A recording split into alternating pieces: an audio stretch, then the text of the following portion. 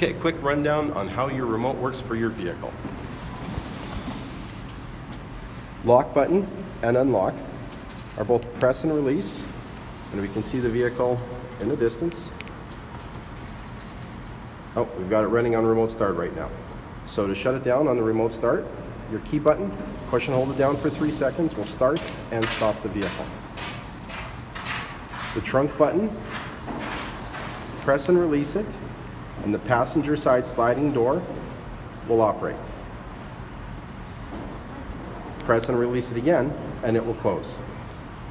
Your key button, which is your start, press and release it, and the driver's side door will end up sliding. Press and release it a second time, and the driver's side door will close. To start, key button, press and hold for 3 seconds. Park lights will flash once in the distance, and then once the vehicle starts up, you'll get 2 flashes, and then the lights will come back on and the park lights will hold on. Now the vehicle's running.